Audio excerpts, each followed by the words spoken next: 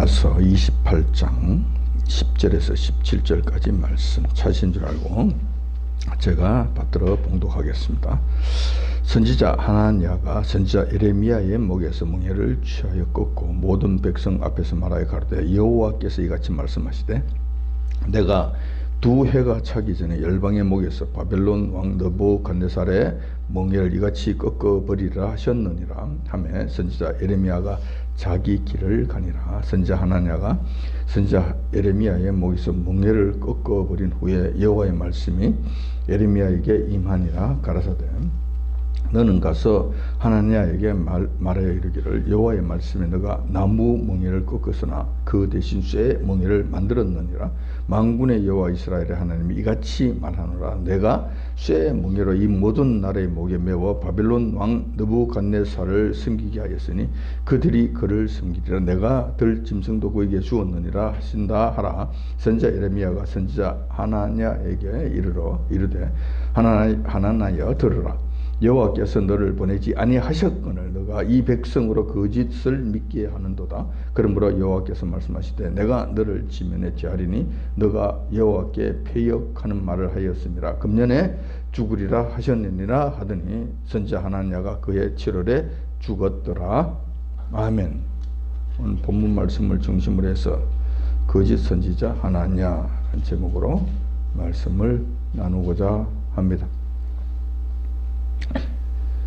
여러분들이 잘 아시는 바와 같이 지금은 그 어느 때보다 더 미혹이 극심한 시대에 우리가 살고 있습니다.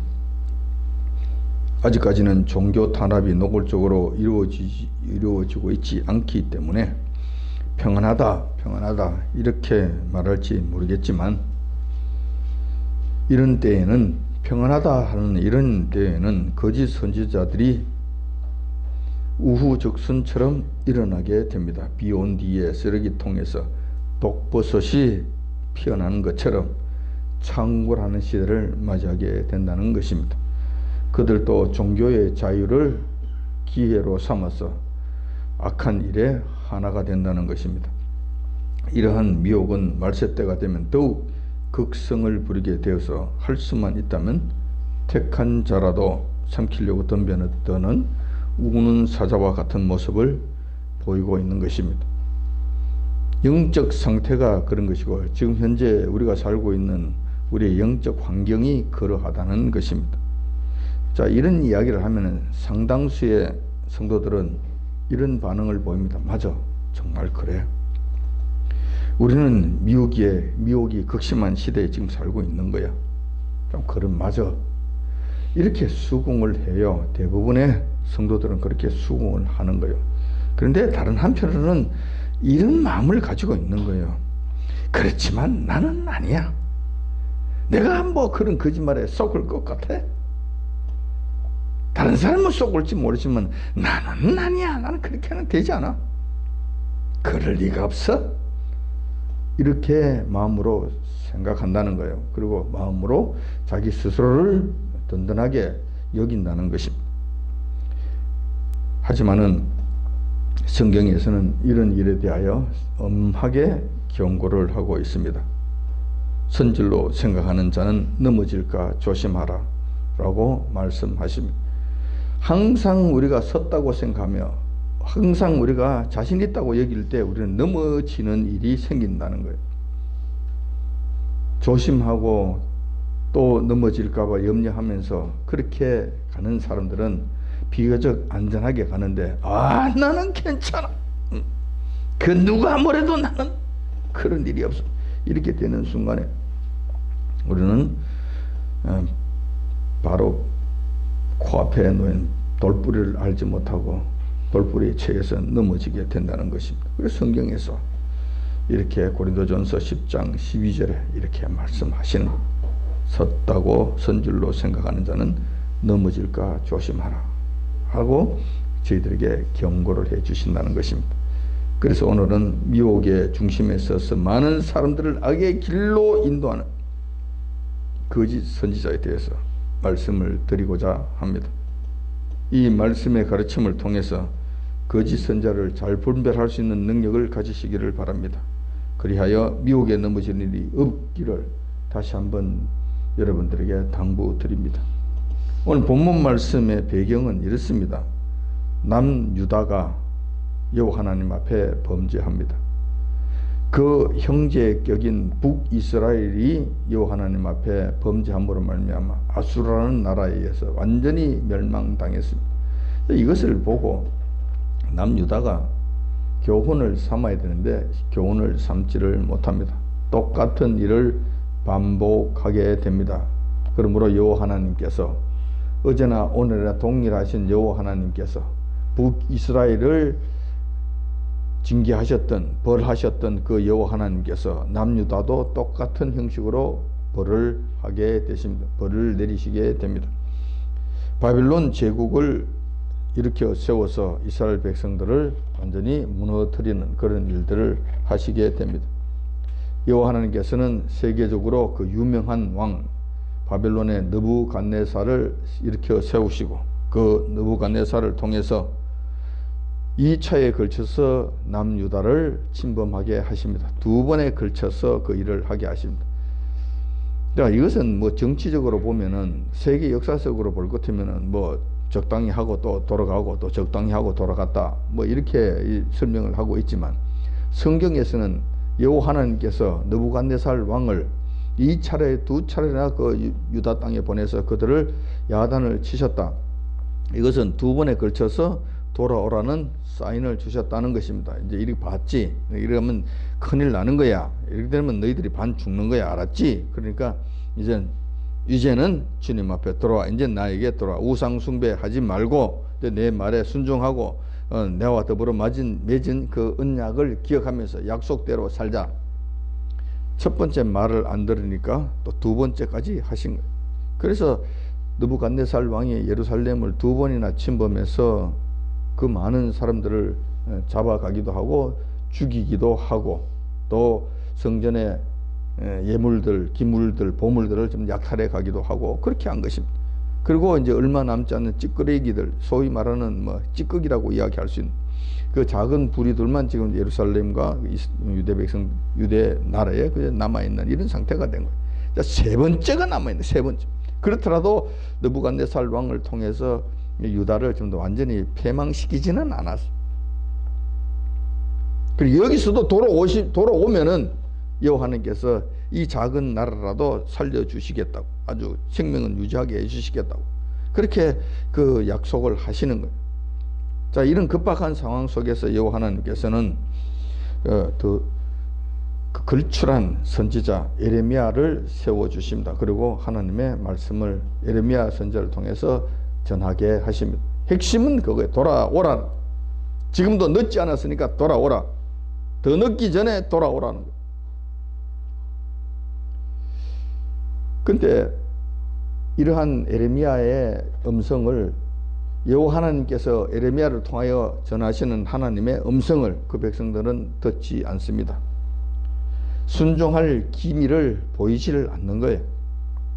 그러자 여호와 하나님께서는 이번에 특단의 조치로 에레미야로 하여금 특별한 메시지를 전하게 하십니다. 그것은 몸으로 직접 보여주는 퍼포먼스 메시지를 전하라고 말씀하시는 것입니다. 행동으로 보여주는 거예요. 행동으로. 이것은 여호와 하나님의 말씀을 지독하게도 듣지 않을 때 여호와 하나님께서 사용하시는 특단의 조치입니다. 특별한 방식의 말씀 전하십니다. 특별한 방식의 메시지. 자, 이걸 하신 거예요.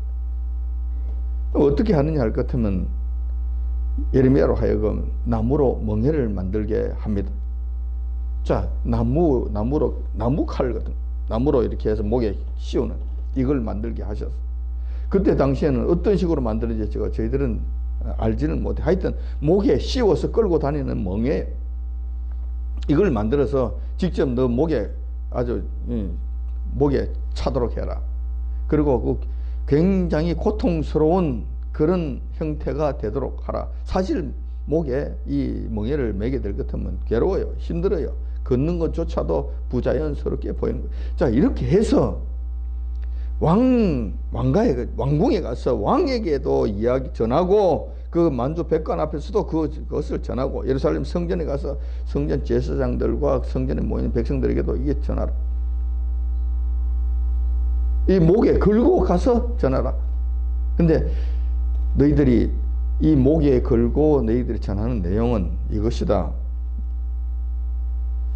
그러면서 여호와 하나님께서 그에게 주신 예레미야를 통해서 주신 말씀은 메시지는 아주 간단한 거예요. 이 몽예를 매는 것처럼 너희들이 바벨론을 섬겨라는, 그리고 바벨론에 끌려간 사람들 돌아올 생각하지 마라. 너희들이 범죄했기 때문에 그곳에 내가 감옥으로 잡아넣은 것과 같은 형태다. 그러니까 70년 동안 수감 생활을 해야 된다. 거기서 70년 동안 지내도록 하라.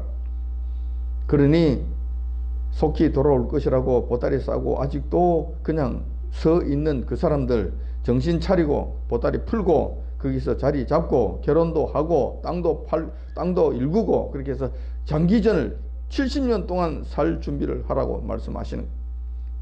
그리고 이 멍에처럼 바벨론에 대들지 말고 느부갓네살에게 덤벼들지 말고 순종하면서 살아라. 그래야 너희들이 고생을 덜 한다고 말씀하시는 거예요. 이것은 내가 너희들이 명하는 것이고 너희들의 죄에 의한 죄값이기 때문에 그것은 그렇게 하라고 여호와 하나님께서 가르쳐 주시는 것입니다. 바벨론에 대항하면 더 큰 고생만 하게 된다. 그러니까 그 왕과 그 백성들을 이 멍에를 맨 것처럼 섬기면서 살아라. 그런 다음에 또 다른 한 가지 메시지를 더 주시는데, 때가 되면은 내가 그때 너희들을 다시 회복시켜서 고국으로 돌아오게 하시겠다.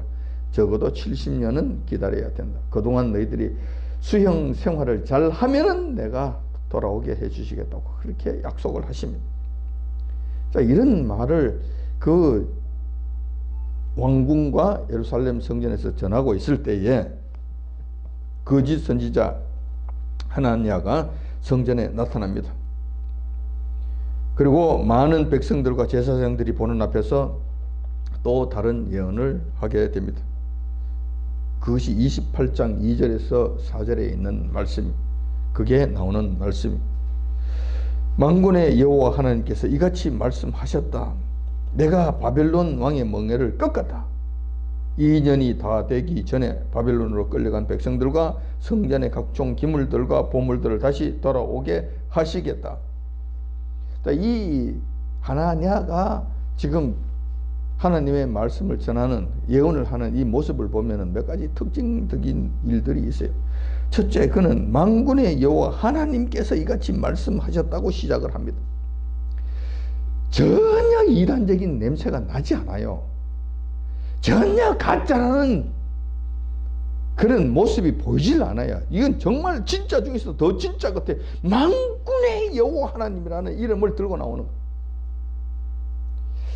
여러분 잘 보시기 바랍니다. 가짜는 항상 더 진짜 같은 모습으로 나와요. 더 진짜 같은 모습. 이러니까 이게 쏟기가 쉬워요. 정말 분별하기가 쉽지 않아요.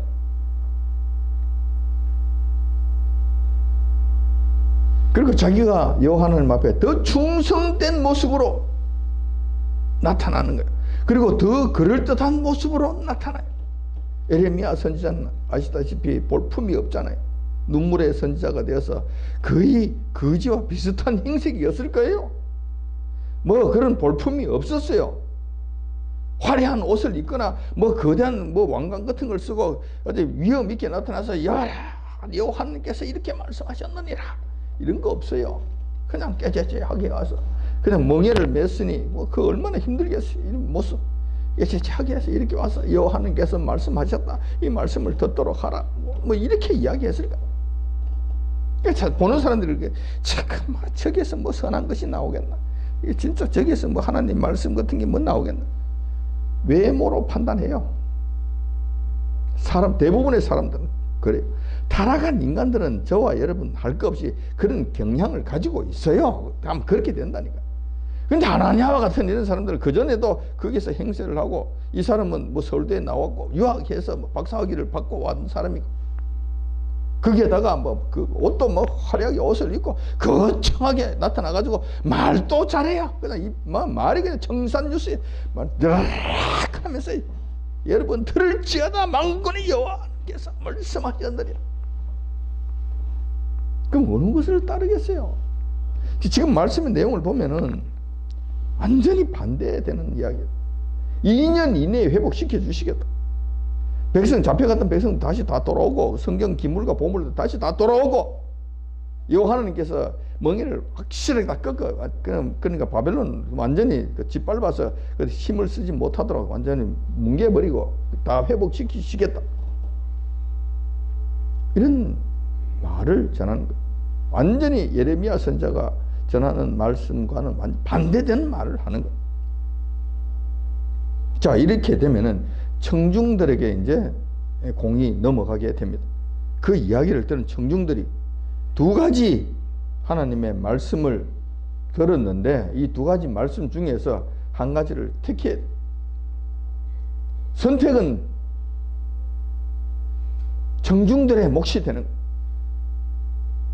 자, 그런데 이런 생각을 하는 사람들이 있어요. 아, 이게 예레미야 말이 맞는 것 같기도 하고 하나니아 말이 맞는 것 같기도 한데 어느 것인지 잘 모르겠다. 그러니 양쪽에서 양다리 걸치기 하고 있다가 좀 대세를 한번 두고 봐야 되겠다. 그때까지는 내가 뭐 이것도 아니고 저것도 아니고 중간에서 뭐 이래 봐가면서 양쪽 이렇게 하면서 적당하게 가면 되지 않겠나. 지금 결정할 건 뭐 있나? 나중에 결정하면 되지 뭐. 요렇게 굉장히 똑똑한 생각을 하는 사람이, 똑똑한 척하는 사람이 있어요. 아주 지혜로운 것처럼 요렇게 미꾸라지 같은, 미꾸라지같이 지혜로운 이런 사람들이 있다니까. 이런 사람들은 어떻게 되는 것인가? 여호와 하나님께서 그런 사람들을 그냥 두고 보시고 아우 거기에 넘어가서 여호와 하나님께서 그냥 그게 그냥 끌려갈 것이다. 천만의 말씀. 그런 일은 없습니다. 만약에 이런 아주 미꾸라지처럼 이렇게 양쪽을 보면서 내가 조금 더 사태를 봐가면서 결정하지 뭐 하는 이 순간에 그 사람은 여호와 하나님 말씀에 순종하지 아니하는 자로 완전히 분류가 되어버려요. 그쪽으로 완전히 다 가버립니다.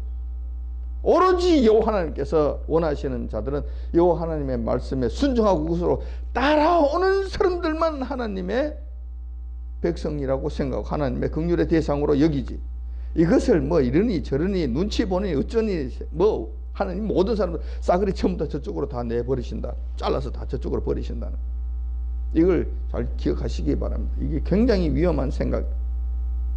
여러분 잘 판단이 되지 않을 때는 여호와 하나님 어느 것이 옳습니까? 인도해 주옵소서. 바른 말씀에 귀 기울이게 하여 주시고 바른 말씀을 분별하게 해달라고 여호와 하나님 앞에 부르짖고 기도하고 해서 결정하십시오. 결정하셔야 돼. 그렇지 않으면은 쓰레기와 더불어서 같이 쓰레기장으로 넘어가게 된다는 것. 여러분들이 잘 기억하셔야 돼요. 양다리 걸치기는 여호와 하나님 앞에서는 안 된다. 하나를 결정하고 그 결정했으면 그 결정한 데 따른 믿음을 보여야 된다. 예를 들어서 하나님의 거짓말을 따랐다. 그렇다면 그래요. 보따리 풀 필요가 없어요. 빨리 돌아올 것을 생각해서 준비해야지. 여기 고국에 있는 사람들은 그 사람들이 올 것을 대비해서 받아들일 준비를 해야지. 그런데 2년 만에 돌아오는 것이 아니라 70년 동안 거기서 이제 정착하고 뭐 할 것 같으면 이제 보따리를 풀고 거기서 살아야 돼. 그 준비해야 되는 거예요. 그리고 여기서도 본국에 있는 사람들도 그래요. 아, 그 사람들이 거기서 신앙생활하고 거기서 잘 살 수 있게끔 그런 같은 그 연관관계를 맺고 네트워크를 형성해서 서로 도와가면서 그 생활할 수 있게끔. 자, 이런 일들을 해야 되는 거예요. 그러니까 이것을 택하느냐 저것을 택하느냐에 따라서 우리의 믿음의 내용이 우리의 삶의 내용이 완전히 달라지는 거예요. 완전히 바뀌어지게 되는 거예요. 자, 이걸 결정해야 된다는 거예요. 그래서 거짓 선지자와 참 선지자의 말을 분별하는 것이 이렇게 중요해진다. 우리 삶 전체에 영향을 미치기 때문에 중요하게 된다는 거예요. 자, 이렇게 되자 예레미야 선지자가 하나냐의 말에 이런 대답을 하게 됩니다. 이것이 6절에 있는 말씀이에요. 6절에 아멘 여호와는 이같이 하옵소서. 여호와께서 내 예언대로 이루사 여호와의 집 기구와 모든 포로를 바벨론에서 이곳으로 다시 옮겨 오시기를 원하노라. 사실상 예레미야도 원하는 거예요. 이거 이렇게 되기를 예레미야 원해요. 예레미야가 무슨 억하심령이 있다고 그 자기 백성들이 죽는 걸 원하겠어요? 그렇지는 않아요. 도로기로. 그런데 그들의 죄로 말미암아 이게 안 되는 거예요. 이게 안 되는. 여호와 하나님의 징계 속에 있는 것이 분명하기 때문에 이건 안 되는 거예요. 그래서 예레미야가 이렇게 이야기하는 거예요. 그렇게 되기를 나도 간절히 바라지만 그런 것이 아니라 그렇게 되지 않는다. 과연 그렇게 되겠는가? 백성들아, 너희들은 지금 너희들 앞에 섰는 참 하나님의 선지자와 거짓 선지자를 분별하라. 어느 것이 하나님의 말씀인지 너희들이 분별하라고. 그리고 분별한 다음에는 참 하나님의 음성에, 하나님의 말씀에 음성에 그 귀를 기울이라고 독려하는 것입니다. 동의하고 있는 것. 자, 그 예루살렘 성전 앞에서 멍에를 메고 예레미야가 먼저 이야기를 했고, 거기에 대해서 화려하게 나타난 이 하나냐가 그 아니라고 반박을 했고, 거짓말이라고 반박을 했고, 거기에 또 예레미야가 다시 나와서 그렇게 되기를 나도 간절히 원한다. 그렇지만 사실 그렇게 되겠느냐? 너희들 백성들아, 이 두 사람 너와 하나님의 말 중에서 어느 말씀이 어느 것이 하나님의 말씀인지 분별해서 하나 택해서 이거 죽지 아니하고 사는 길로 나가도록 하라. 자, 이것을 이야기하는. 그러니까 지금 청중들 앞에서 예루살렘 성전의 청중들 앞에서 이제 두 사람이 싸움이 벌어지게 된 거예요. 이렇게 되니까 하나냐가 약이 바짝 오는 거예요. 어디 감히 이 거지 자식이 어디 시골에 있는 아주 조그마한 교회 목사가 감히 여기 와서 내한테 대에 들고 내 말에 태칼을 거냐. 시골 교회 목사가 어디 감히 큰 교회 큰 목사님 앞에서 큰 목사를 대적하고 큰 목사의 말이 맞니 안 맞니 있다고 소리를 지금 하느냐. 이렇게 된 거죠. 자기 자존심 멍청 깎였다는 이야기. 그래서 해서는 안 될 일을 합니다. 예레미야 선지자에게 다가가서 그의 목에 매어 있는 멍에를 뺐습니다. 그리고 그것을 완전히 두드러 깨서 부셔뜨려버립니다. 완전히 짓발로 뭉개버립니다. 모든 사람들이 보는 앞에서 이런 일들을 하니까 예레미야 선지자의 낭패감은 이루 말할 수 없었을 거예요. 참담했을 거예요. 한편으로는 목에 칼이 멍에를 벗었으니까 좀 몸은 좀 자유롭지 않았겠나 생각이 돼요. 하지만 그 영적인 상태와 그 심령적인 상태는 굉장히 괴로웠을 거예요. 고통스러웠을 거예요. 그런 다음에 하나냐 이 가짜 선자가 이렇게 외칩니다. 그것이 11절에 나와 있는 말씀이에요. 오늘 본문에 오늘 봉독해 드린 그 말씀이에요. 여호와께서 이같이 말씀하시되 내가 두 해가 차기 전에 열방의 목에서 바벨론 왕 느부갓네살의 멍에를 이같이 꺾어 버리라고 그렇게 떠들어 대는 거예요. 자, 이 말은 바벨론의 포로로 잡혀간 자들과 예루살렘에 남아있는 자들 모두에게 해당되는 말인데 정말 듣고 싶어하는 말이라는 거예요. 정말 듣고 싶어하는 말. 이해가 되기 전에 다시 돌려보내는데 확실하게 여호와 하나님께서 돌려보낸다고 약속하셨다. 어떤 식으로? 이 멍에 있지. 멍에를 하듯이 다 밟아버려서 바벨론이 이와 같이 짓밟힌다. 다 부서진다. 부서지고 2년 이내에 돌아온다고 하셨으니 너희들은 걱정하지 말라. 그리고 예레미야에게 손으로 밀치고 이 정도는 했지 않았나 생각해. 어디에 이게 그 형편없는 가짜가 여기 와가지고 이 엄중한 예루살렘 성전 앞에서 헛소리들을 하고 백성들에게 공포심을 조장하고 평화가 아닌 불화를 조장하고 이런 짓을 하느냐고. 그러면서 아마 예레미야 선지자를 거기서 쫓아내었던 것으로 보입니다. 그런데 이것은 그때 그 백성들이 좀 더 듣고 싶어 했던 내용이에요. 정말 듣고 싶어 했던 내용. 여호와 하나님께서 바벨론을 짓밟아 주시기를 원하고, 그것은 많은 사람들 두 차례 와서 침범을 해서 많은 사람을 죽였잖아요. 그리고 갈 때는 많은 쓸만한 사람들, 기술자들, 뭐 학자들 전부 다 붙잡아 끌고 다 끌고 갔잖아요. 가서 종 삼았잖아요. 다니엘과 세 친구들 아드락, 메삭, 아벤느고 이 세 사람도 그때 그 예루살렘에서는 참 앞으로 장래가 촉망되는 학자들이 굉장히 촉망되는 그런 친구들인데 그런 거 잡아서 끌고 갔잖아요. 바빌론이 끌고 가서 자기 종 삼아 버렸잖아요. 자, 이런 일들을 하지. 그 가운데 많은 사람이 죽지. 그 가운데 많은 보물들과 성경 기물들이 전부 다 약탈당해서 가져갔지. 그러니까 바빌론이 얼마나 밉겠어요. 그 여호와 하나님께서 자기들 힘으로는 안 되니 여호와 하나님께서 바빌론을 짓밟아서 완전히 무너뜨려서 반점 죽여주시기를 원한다. 그리고 그 모든 것이 다시 회복되고 제자리를 찾기를 원한다. 듣고 싶은 이야기. 근데 그 중요한 것은 그런데 그들이 정말 해야 될 한 가지 사실 죄를 회개하고 돌아오면 될 건데 그거는 때려 죽여도 하기 싫은 거 그건 안 하는 거예요. 그러면서 그것만 바라는 그런 음성을 듣기를 원하는. 자, 여러분 거짓 선지자와 지금 참 선지자를 구별하는 거잖아요. 과거의 역사를 통해서 우리가 분별하고자 하는 거잖아요. 이런 특징들이 있다는 걸 여러분들이 잘 보십시오. 말씀 가운데서 중간중간 여러분들이 체크해서 여러분 그걸로 만들어 가십시오. 반면에 예레미야 선지자는 그 반대되는 말들을 하면서 그들이 듣기 싫어하는 말을 하는 거예요. 괴로운 말들을 하는 거예요. 죄에 대해서 늘 지적을 하는 거예요. 고통스러운 거. 그래서 듣기 싫어하는 거예요. 이러한 현상이 일어나자 여호와 하나님께서 이 상황을 정리해 주십니다. 그리고 예레미야에게 이 말씀을 하나냐에게 전하라고 가르쳐 주십니다. 자, 이게 본문 말씀 제가 봉독해 드렸던 그 말씀 내용이에요. 자, 내용을 보면 지금 이런 내용으로 되어 있어요. 너는 감히 나의 나무 멍에를 부서뜨렸다. 하지만 나는 그 대신 새 멍에를 만들어 씌우게 하시겠다. 너 나무 멍에 부순다고 해서 그게 될 것 같으냐? 네 마음대로 될 것 같으냐? 아니야. 좋아. 너가 나무 멍에를 부서뜨렸기 때문에 죄 위에 죄를 하나 더 씌운 거야. 하나 더 한 거야. 그러니 그게 걸맞는 멍에를 내가 씌우겠다. 뭐냐? 이제는 쇠 멍에를 만들어서 씌우시겠다. 그러니까 더 고통스러운 일들이 일어나게 하시겠다고 말씀하시는 거예요. 그러니까 하나냐의 이 어줍지 않은 일로 인해서 여호와 하나님을 대적하는 이 못된 일로 인해서 예레미야 선지자 참 선지자를 괴롭히는 이런 일들로 인해서 받지 않아도 될 추가적인 고통을 당하게 된다는 거예요.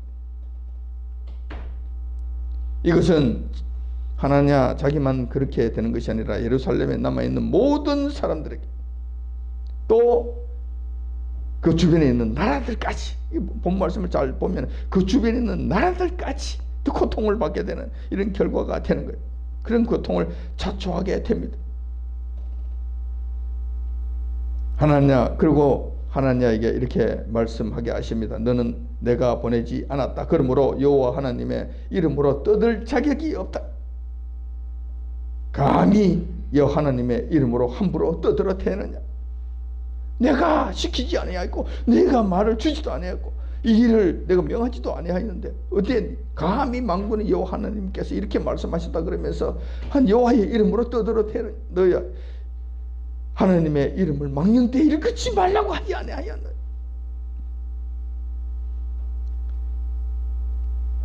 그리고 그렇게 거짓으로 백성들을 믿게 했기 때문에 내가 너를 벌할 것인데 올해 안에 너는 죽음을 당하게 될 것이다. 지금은 떠들어 대지만 죽는다. 그 결과 어떻게 됐습니까? 거짓 선지자 하나냐는 기세등등했지만 그것이 불과 몇 개월 가지 않아 그해 7월 달에 죽음을 맞이하게 됩니다. 오늘 제가 봉독해 드린 말씀의 내용들이 이것이 예레미야서에서 우리가 살펴본 하나님의 말씀의 내용들이. 자, 여기서 우리가 교훈을 얻어야 돼요. 첫 번째, 거짓 선지자는 구분하기가 정말 쉽지 않습니다. 여러분 이걸 아셔야 돼. 거짓 선지자 구별하는 것이 쉬울 것 같으면 무슨 걱정을 하겠어요? 이렇게 하나님께서 경고하지도 아니하셨고 말씀을 통해서 우리에게 교훈으로 주시지도 아니하셨을 것입니다. 왜? 쉬우니까. 넘어갈 사람이 없을 거니까. 그런데 구별하기가 정말 쉽지 않다는 거예요. 왜 그러냐? 조금 전에도 제가 말씀을 드렸습니다만 첫 번째 구분하기 힘든 이유는 첫 번째는 여호와의 이름으로 예언을 하기 때문에 그래요. 보시다시피 하나님도 만군의 여호와 하나님의 이름으로 예언을 했고 예레미야도 만군의 여호와 하나님의 이름으로 예언을 했습니다. 자, 이러니까 이게 구분하기가 힘든 거예요. 두 번째 구분하기 힘든 것은 거짓 선지자들은 하나냐와 같은 거짓 선지자들은 백성들이 간절히 듣고 싶어하는 말을 전합니다. 백성들이 듣고 싶어하는 그 말을 교묘하게 전하는 거예요. 자, 거짓 선지자 여러분들 잘 보십시오. 잘 생각해 보시라고. 그런데 그 반면에 예레미야와 같은 참 선지자는 듣기 힘들어하는 말씀을 전합니다. 하나님의 말씀만 바르게 전하는 거예요. 그것이 백성들에게는, 타락한 백성들에게, 범죄한 백성들에게는 듣기 힘든 거예요. 정말 싫어하는 말씀이에요. 그래서 늘 불평하는 거예요. 왜 그런 말을 전하느냐고. 왜 좀 듣고 싶어하는 말을 전할 수 없느냐고. 그 말은 왜 가짜 선지자 비슷하게 왜 가지 못하느냐고 요구하는 거와 마찬가지, 같은 형식이 되는 거예요. 잘한다면 야 평화로다 복이로다 얼마든지 이야기할 수 있겠지만 지금 알다시피 이 미혹의 시대에 살고 있잖아요. 지금 굉장히 위태한 시대에 지금 살고 있잖아요. 평화가 아닌데 평화를 어떻게 외쳤냐고요. 축복이 아닌데 어떻게 축복을 외치느냐고요. 환난이 눈앞에 닥쳤는데 환난을 피해가야 된다고, 환난을 이겨야 된다고 이야기해야 맞지 않습니까? 자, 이렇기 때문에 듣기 싫어하는 말들을 하기 때문에 할 수만 있으면 피하려고 그래요. 안 들으려고 그래요. 그래서 참 선지자, 거짓 선지자 구별하기가 참 어렵다. 세 번째 또 어려운 조건이 하나 있는데, 이 가짜 선지자들은 정말 화려한 모습으로 나타나, 그럴듯한 위엄으로 나타난다니까. 그럴듯한 위엄을 갖추고 나타나는 거예요. 큰 교회, 대형 교회, 옷도 어리어리한 옷을 입고, 학벌도 어리어리한 학벌을 뒤에 짊어지고, 방바레가 울리는 큰 오케스트라 연주 가운데서 수백 명, 수천 명의 성가대가 앉아있는 그 가운데서, 수천 명, 수만 명이 앉아있는 그 관객들 가운데서 여호와께서 말씀하셨느니라 그러면 그들이 아멘 그러고 정신이 하나도 없도록 만드는, 거기에서 감히 누가 그 사람 보고 당신은 아닙니다, 노라고 이야기할 수 있겠냐는. 이렇게 되면은 그 자리에서 무슨 소리를 하든지 간에 아멘 그러고 다 받아들이는 거예요. 거짓 선지자는 그런 식으로 해서 나타나게 되는 거예요. 여러분들 정말 저 거짓 선지자를 분별하기가 쉽지 않는 시대에 살고 있다는 거 여러분 기억하십시오. 정말 기억하십시오.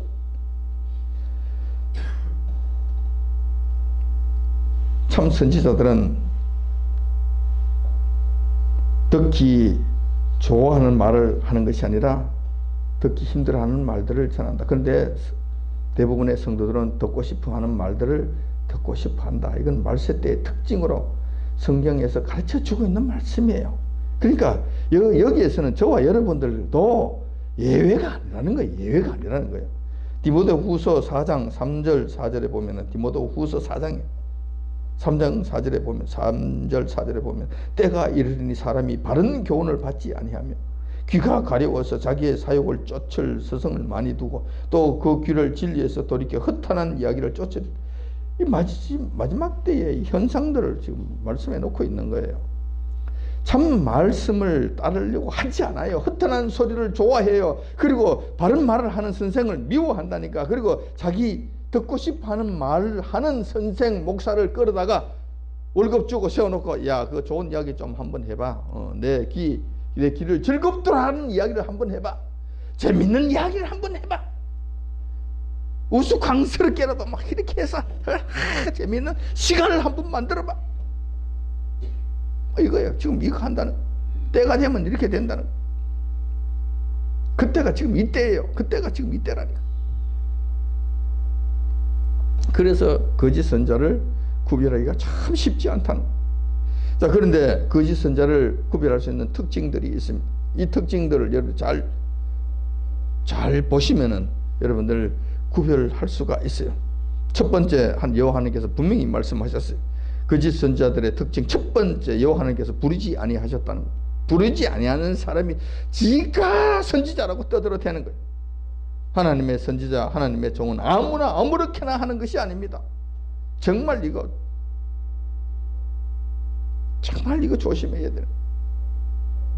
우선적으로 불러주셔야만 이 일을 할 수가 있습니다. 그리고 그 직분을 맡기셔야만 그 일을 할 수가 있는 거예요.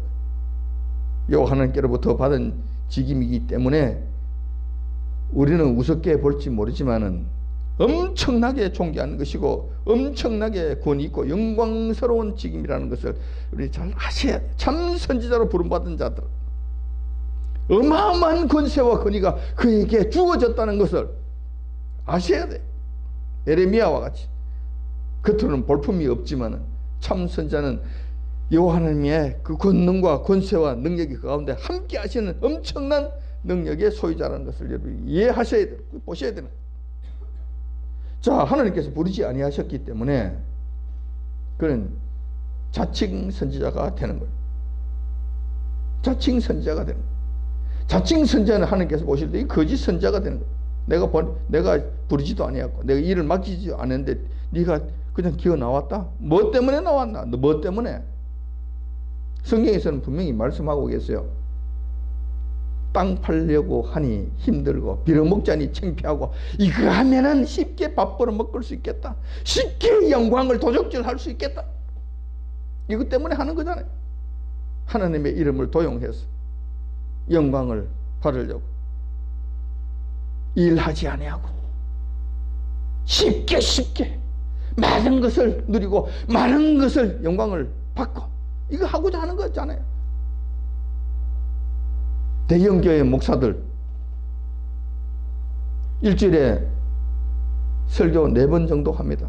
새벽기도 한 몇 번 할지 모르고 나머지는 부목사 시키고 뭐 이래저래 하고 자기들 큰 교회 목사는 한 4번 정도밖에 하지 않아요. 일주일에 4번 하고 월급 1,000만 원 이상 받을 거예요.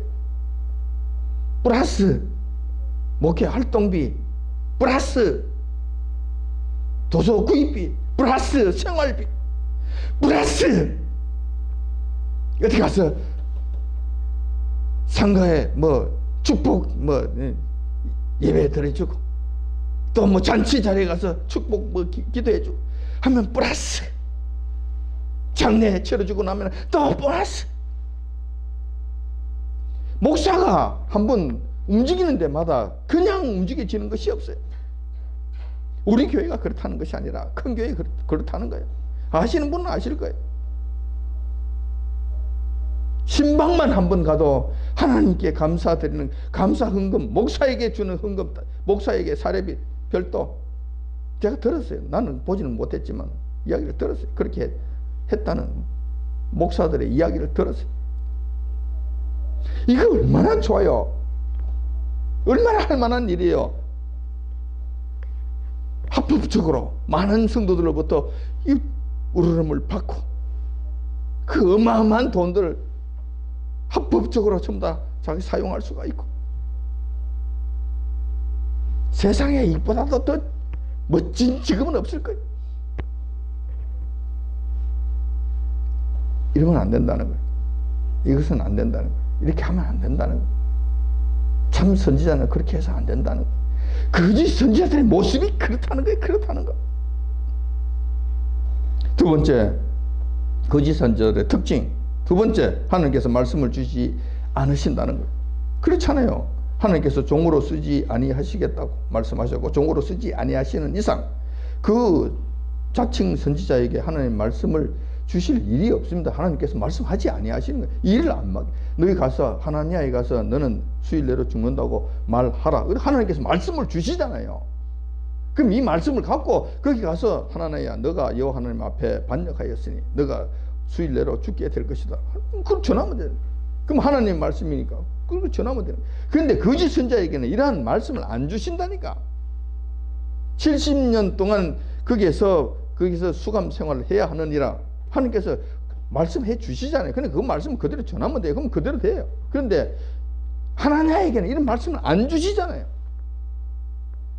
맡기지 않았는데, 부르지 않았는데 무슨 말씀을 주셔요? 안 주시지. 똑같은 일이 지금도 벌어지고 있습니다. 하나님의 종에게는 하나님께서 말씀을 주셔요. 성경 말씀이 무슨 말씀인지 알게 해주신다니까. 여호와님께서 무슨 의미를 갖고 이 말씀을 하셨는지 알게 해주신다니까. 그래서 이 말씀을 전하지 않고는 제가 속이 불이 나서 못 견디게 만드시는. 그래서 그 말씀을 전하는 거예요. 여러분들이 듣든지 안 듣든지, 여러분들이 좋아하든지 좋아하지 아니하든지 상관없어요. 전해야 되는 거예요. 가르쳐 주셨으니까, 말씀해 주셨으니까, 알게 해 주셨으니까, 이 귀한 것을 알게 주셨으니까 줘야 돼. 이거 여호와 하나님의 말씀이 공부 많이 했다고 알아집니까? 박사학위 많이 주렁주렁 달았다고 해서 여호와 하나님께서 하시는 이 말씀의 깊이를 알 수가 있느냐고요. 절대 그렇지 않아. 절대 그렇지. 하나님께서 주지 아니하시면 알 수가 없다. 이 깊은 진리의 뜻을 분별할 길이 없다. 몰라요. 안 된다니까. 지금도 마찬가지. 왜 수많은 교회들이, 성도들이 와서 예배 드리고 신앙생활하고 10년, 20년, 30년도 신앙생활을 했는데 왜 영적인 갈급함이 계속 있는 거예요? 죽겠다고 그런 거예요. 왜 그러는 거예요? 나는 수많은 사람들, 권사들, 집사님들이 저에게 그 이야기하는 것을 들었어요. 서울에 있는 그런 분들이, 제가 알고 있는 몇몇 분들이 그런 이야기를 해요. 자, 갈급해서 죽겠습니다. 왜 그런 거예요? 하나님의 말씀의 양식을 그들에게 공급하지 못하니까 그런 일이 생기는 거예요. 왜 그러면 그 공급이 안 되는 거예요? 그 섰는 목사라고 해서 좋은 말씀을 전하고 싶은 마음이 없었겠어요? 좋은 말씀 전하고 싶겠지. 하나님께서 안 주시는데 어떻게 안 해요? 하나님께서 가려 놓으시는데 하나님의 그 진리의 말씀, 참 영의 양식에 그 좋은 것들을 어떻게 전하겠냐고. 그래서 이런 일들이 생기는 거예요. 이런 일들이 생겨요. 잘 여러분 분별하십시오. 세 번째, 거짓 선자의 특징.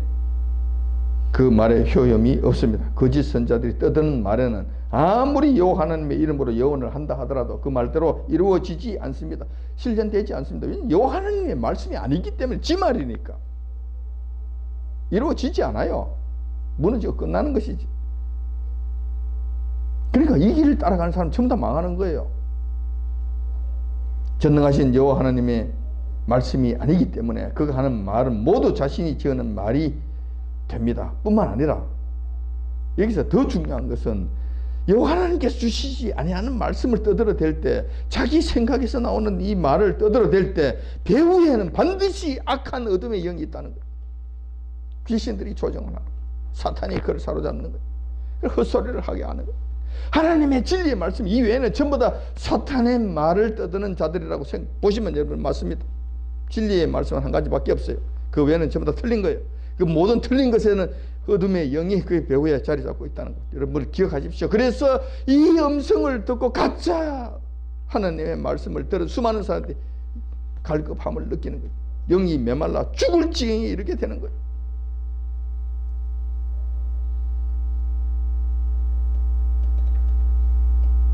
이러한 거짓 선자들은 항상 그의 시작은 화려하고 좋은 듯하게 보입니다. 그러나 그 결말은 늘 비참하게 끝나고 맙니다. 또 다른 특징이, 그리고 참 선지자들은 볼품이 없고 별것 아닌 것 같고 그리하지만 늘 에레미야처럼 징징 울면서 참 보잘것 없이 보이지만 나중은 하나님께로부터 인정을 받는 화려함으로 그냥 화려한 자리에, 영광의 자리로 넘어가게 된다는 거예요. 이런 것들을 여러분들 잘 기억하시기 바랍니다. 근데 거짓 참 선지자의 하는 말씀, 예레미야가 하는 말씀은 반드시 그대로 이루어지잖아요. 그것은 에레미야가 자기 말을 한 것이 아니라 여호와 하나님의 말씀을 대언했기 때문에 반드시 에레미야의 말대로 이루어지는 것처럼 보이는 거예요. 그럼 반드시 그렇게 이루어지지. 왜냐하면 여호와 하나님께서 말씀하신 것이기 때문에 그렇게 되는 거예요. 자, 이런 원리들을 여러분 잘 분별하시기 바랍니다. 어렵지 않아요. 어렵지 않아요. 말씀 위에 바로 서면 어렵지 않아요. 말씀을 모르면 이게 어려워지는 거예요. 혼란스러워지는 거예요. 자, 그러면 지금 우리 주변에 있는 거짓 선지자들은 없는가? 똑같은 방식으로 구별하시면 됩니다. 그들의 예언을 보고 그들이 하는 말들을 보고 참 선지자인지 거짓 선지자인지 구별하시면 됩니다. 그들은 하나님께서 하지 않으신 말씀을 함부로 떠들어댑니다. 이건 거짓 선지자들이. 그들은 지금 청중들, 성도들이 듣고 싶어하는 말들을 함부로 막 떠들어댄다. 그 거짓 선지자들이. 보시면 돼요. 그리고 그의 말이 효험이 없다. 그 말을 들은데도 영혼의 갈급함이 계속 더해진다. 거짓말, 이건 거짓 선지자를 보시면 되신다. 자, 그럼 우리 주변에 있는 그 대표적인 거짓 가르침들을 한번 살펴보도록 하겠습니다. 우리는 그 사람을 보고 거짓 선지자인지 참 선지자인지 분별할 수 없어요. 알 수 있는 능력이 없어요. 어느 목사님, 김 목사님, 김 목사님 하나님께서 길 뭐 세우셨네. 뭐 일차적으로 그렇게 봐야 돼요. 그리고 그 사람이 진짜 목사인지 그 가짜 목사인지 하나님께서 부르신 사람인지 부르시지 아니 버리신 자인지 우리는 분별 못해요. 그렇지만 이런저런 그들의 일들을 통해서 우리가 어렴풋이 분별해낼 수 있다는 거예요. 위험한 곳은 가지 않은 것이 좋습니다. 자, 첫 번째 확실한 대표적 거짓 선지자 신천지가 있습니다. 신천지는 이만희가 보혜사 성령이라고 떠들어댑니다. 이게 회개망측한 소리를 하는 거. 너무나 분명하기 때문에 여기에 속을 일은 별로 없을. 그런데도 수많은 성도들과 그래서 집사님, 장로님, 권사님, 특히 목회자들까지 그게 끌려간다. 거기 가서 성경 공부한다고 이 떠들어댄다는 거예요. 참 이게 웃을 수도 없는 이게 참 기괴한 일이 지금 우리 주변에 일어나고 있는 거예요. 자, 신천지가 그런 자들이 자기들만 14만 4천 명, 자기에게만 온 자기 교회만 와야 14만 4천 명 중에 한 사람이 되어서 마지막 천국에 우리 올라갈 수 있다고 이렇게 떠들어대는 거예요. 한심한 족속, 성경에 대해서 성경의 성자도 모르는 자들이 이런 소리들을 하고 이렇게 끌려가는 거예요. 두 번째, 구원파 박옥수 같은 경우. 자, 이들에게도 많은 사람들이 끌려가고 있는데 박옥수는 이렇게 이야기합니다. 한 번 구원은 영원한 구원이다. 그래서 죄를 지어도 괜찮다. 구원받은 다음에 죄를 지어도 괜찮아. 내 몸이 죄를 지었잖아. 내 손이 이 도적질을 했다. 가져왔다. 가져왔는데 가져온 거는 내 손이 가져온 거야. 내 영혼이 가져온 것도 아니잖아. 내 영혼 한번 벌써 구원받았어. 하나님께서 한번 구원받는다 하시면 영원한 구원이야. 그러니까 얘 영혼은 상관없어. 죽으면 몸은 땅에 들어가고 영혼은 하나님께로 가잖아. 그 영혼은 죄를 짓지 않았기 때문에 천국 가는 거야. 아무 상관없어. 괜찮아. 너희들 너무 그렇게 자학하지 말고 평안하게 기쁨으로 살아. 거짓말 해도 괜찮아. 너무 적당하게 넘어가도 돼. 이걸 지금 주장하는 거야. 여러분, 이런 일에 속으면 안 됩니다. 절대로 속으면 안 됩니다. 다락방 유광수는 지금 임마누엘 교회라고 그러면서 뭐 전국적으로 좀 세계적으로 퍼져나가서 난리가 나고 있는데 여기는 렘넌트라는 사상을 주입을 합니다. 대표적인 것이 그 외에도 여러 가지 있지만 렘넌트는 남은 자라는 뜻이에요. 거루특이라는 이야기예요. 자, 이건 무슨 이야기를 하냐 같으면 자기들만 여호와 하나님 앞에 남은 자가 된다는 거예요. 마지막 환란이 오게 되겠다. 지금 다 썰러져 갈 건데, 다 죽을 것인데, 다 초기와같이 불타버릴 것인데, 자기 교회에 속한 여기에 와서 신앙생활하는 사람들, 이 교회에 등록한 사람들만 남은 자가 되어서 천국에 간다고 떠들어대는 거예요. 이게 회개망측한 소리. 이런 소리를 교묘하게 이런 이야기를 합니다. 그리고 예수님에 대해서 예수님 신성에 대해서는 큰 높이면서 예수님의 인성에 대해서는 아주 그냥 뭐 흐리멍텅하게 만들어. 여호와 우리 주님께서 이 땅에 완전한 사람으로 오셨다는 이 사실을 인정을 하지 아니하는 방향으로 나가는 거예요. 공식적으로 부인하진 않지만은 그건 아니야. 이거 이런 식으로 몰고 가는 거예요. 교묘하게 사람을 속이는 거예요. 여호와 하나님 우리 주님께서 완전한 하나님과 완전한 인간이 되지 아니하신다면 구원이 이루어질 수 없습니다. 이건 불가능한 이야기. 자, 이 부분을 무너뜨리는 거예요. 그래서 여러분 임마누엘 교회 조심하십시오. 이런 끌려가면은 그 결국이 좀 힘들어집니다. 거기서 전부 다 지옥 간다는 말은 아니겠지만 구원받아 천국에 가는 일이 너무 힘들어지게 된다. 기억하시기 바랍니다. 자, 여기까지는 그래도 그나마 어느 정도 분별할 수 있을 것 같은데, 그 외에 수많은 교회들, 지금 우리 정말 정통 교단이라고 그러고 정말 순수한 하나님의 교회라고 하는 수많은 교회들 가운데서도 이상한 일들이 많이 일어나고 있어요. 그 중에 대표적으로 잘못 가르치고 있는 거짓 선지자들의 대표적인 모습들은 이런 거예요. 믿음의 말을 해라.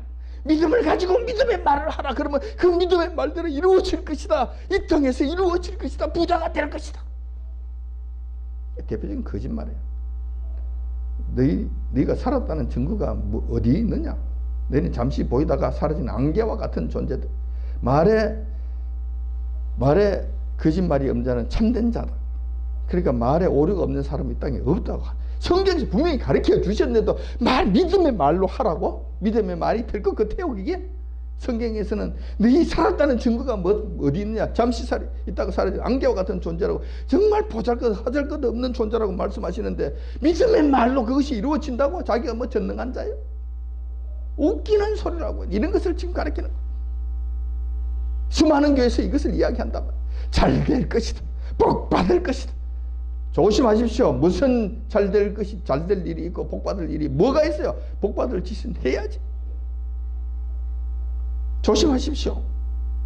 뿐만 아니라 많이 바치면 많은 재물을 돌려받게 된다. 30배, 6배, 100배, 1000배, 10,000배 되돌려 받는다. 그럼 많이 바쳐. 그냥 하나님 바치는 것이 없이 무엇을 받으려고 하느냐? 하나님께서 하나님과 거래합니까? 하나님께서 우리에게 먼저 모든 것을 주시고 난 다음에 내 말에 순종하라고 말씀하시는 것이지. 수천 번 성경에서 가르치고 있는 내용인데 그것을 왜 또 뒤집어서 이런 식으로 수많은 백성들에게 거짓을 가르치냐는 거예요. 이야, 하나님 말씀에 거짓 선지자 대표적인 이야기들. 여러분 잘 보십시오. 그리고 다른 종교에도 구원이 있다. 여기만 구원이 있는 것이 아니라 선한 일을 하면 가는 거 아니야. 가면 좋은 데로 가는 것도 아니야. WCC 괜찮다. 하나가 되자. 통일이 되자. 평화를 이룩하자. 이웃을 사랑하는데 저 귀신 같은 견우들도 사랑하자. 하나가 돼서 그들과 같이 가야 되지 않겠느냐. 헛소리들을 지금 하는 헛소리들을. 그러면서 그들의 특징 중에 하나가 죄의 문제에 대해서는 거론하지 않습니다. 축복만 앞세웁니다. 여러분들 잘못을 지적하지 않습니다. 왜냐하면 듣기 싫어하니까. 이런 교회들은 위험하다고 보시면 맞습니다. 이런 메시지를 전하는 자들, 거짓 선지자라고 보시면 맞습니다. 조심하셔야 된다는 것. 이러한 잘못된 가르침은 지금도 교묘하게 성도들의 마음을 파고듭니다. 아차하는 순간에 미혹에 걸려 넘어지게 됩니다. 거짓 선지자로서 하나님의 백성들을 미혹하는 자는 당연히 주님 앞에서 큰 벌을 받게 됩니다. 이거는 도무지 견딜 수 없는 벌을 받게 됩니다. 회개하기도 힘들게 돼요. 정말 위험한 거예요. 하나님의 이름과 하나님의 말씀을 가지고 장난치는 자들, 돌아서는 것 자체가 어려워요. 그러니까 저주받은 자가 된다는 거예요. 정말 위험해요. 이거는 하지 말아야 돼요. 반면에 이러한 미혹에 빠져서 잘못된 신앙으로 들어가게 되면 그러한 자들도 자신이 그 멸망에 대한 대가를 본인이 책임지고 그 대가를 치러야 된다는 거예요. 그래 끌려가면은 내가 저놈 때문에 내가 끌려갔습니다. 안 된다니까. 그것이 하나님 앞에서 그것이 해당이 안 된다니까. 자기가 결정하고 자기가 간 일에 대해서는 자기가 책임져야 된다. 이게 무서운 거예요. 이게 무서운 거예요. 그래서 제가 여러분들에게 답답한 심령으로 또 여러분들에게 말씀해 드리는 거예요. 물론 이 자리에 모이는 하나님의 자녀들, 일단 우리 교회에 속한 자들은 이런 이야기들을 여러 번 들었기 때문에 아마 그렇게 될 일은 없을 줄 압니다. 그렇지만 높아심에서 저는 여러분들이 한 영혼이라도 무너지지 않기를 바랍니다. 한 영혼이라도 미혹되지 않기를 원하는 거예요. 끝까지 가기를 원하는 거예요. 끝까지 주님 앞에 설 때까지 가기를 원하는 거예요. 그래서 또 제가 여러분들에게 이런 말씀을 전하는 거예요.